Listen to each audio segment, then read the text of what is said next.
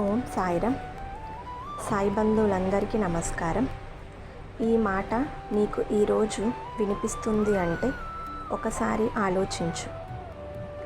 డబ్బు సంపాదిస్తున్నావు కానీ చేతిలో నిలవడం లేదా? ఒక సమస్య తీరగానే ఇంకొక సమస్య వస్తుందా? ఎంత కష్టపడినా ఆర్థిక పరిస్థితి మారడం లేదా?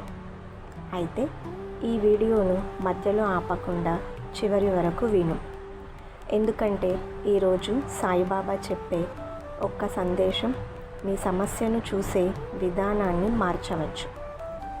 బాబా చెప్పిన ఆ మాట ఏమిటో తెలుసుకునే ముందు ఒక్కసారి మనసులో ప్రశాంతంగా ఇలా అనుకో, బాబా నాకు సరైన మార్గం చూపించు. ఓం సాయిరామ్ అని. ఈ వీడియోను ఫస్ట్ టైం చూస్తున్న వాళ్ళైతే ఎండ్ వరకు చూసి వీడియో నచ్చినట్టయితే లైక్ చేసి మన ఛానల్ని సబ్స్క్రైబ్ చేసుకోండి. మరి వీడియోలోకి అయితే వెళ్ళిపోదాం. భక్తులారా, మనకు సమస్య వచ్చినప్పుడు మనం మొదట ఏం చేస్తాం? ఎందుకు నాకు మాత్రమే ఇలా జరుగుతోంది అని బాధపడతాం. కానీ సాయిబాబా మనకు నేర్పే గొప్ప విషయం, పరిస్థితిని చూసి భయపడకుండా మన కర్తవ్యాన్ని కొనసాగించాలి. ఈరోజు నీ దగ్గర డబ్బు తక్కువగా ఉండొచ్చు, అప్పులు ఉండొచ్చు, కుటుంబ బాధ్యతలు ఎక్కువగా ఉండొచ్చు. కానీ అందుకని నీ ప్రయత్నాన్ని ఆపేస్తే పరిస్థితి మారదు. బాబా మీద నమ్మకం పెట్టుకోవడం అంటే చేతులు ముడుచుకొని కూర్చోవడం కాదు. శ్రద్ధతో పనిచేయాలి, సబూరితో ఫలితాన్ని ఎదురు చూడాలి.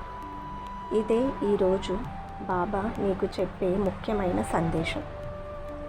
బహుశా ఈ వీడియో చూస్తున్న వ్యక్తి ఎవరికీ చెప్పుకోలేని ఆర్థిక సమస్యలో ఉండవచ్చు. కుటుంబానికి తెలియకుండా బాధపడుతూ ఉండవచ్చు. బయట నవ్వుతూ లోపల మాత్రం ఎన్నో ఆలోచనలతో ఉండవచ్చు. నీ బాధ బాబాకు తెలియదని అనుకోకు.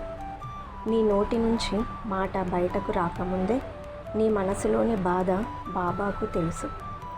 అందుకే ఈరోజు ఒక నిర్ణయం తీసుకో. నా పరిస్థితి ఇలాగే ఉంటుంది అని అనుకోకు. నేను ప్రయత్నిస్తాను, బాబా నన్ను నడిపిస్తాడు అని అనుకో. ఇప్పుడు ఒక చిన్న నామస్మరణ చేద్దాం. నీకు వీలైతే కళ్ళు మూసుకో.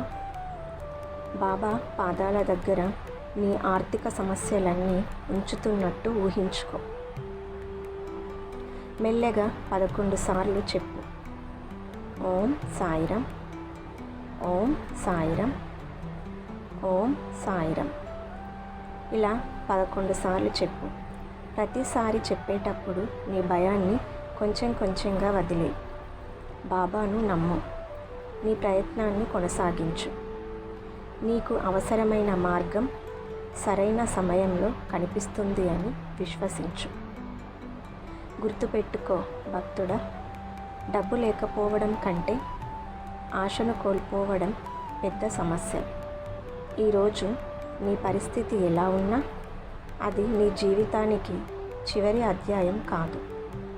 బాబా నీకు వెంటనే డబ్బు ఇస్తాడు అని నేను చెప్పడం లేదు.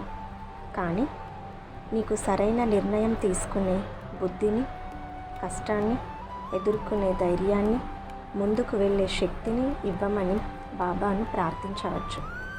అదే నిజమైన కృప, సాయి కృప. ఈ రోజు నుంచి ఒక మాట గుర్తుపెట్టుకో, శ్రద్ధను ఉంచు, సబూరి ఉంచు, ప్రయత్నం ఆపకు. నీకు ఈ సాయి సందేశం నచ్చితే కామెంట్లో ఓం సాయిరామ్ అని రాయండి. ఈ వీడియోను ఒక సాయి భక్తుడికి పంపించండి.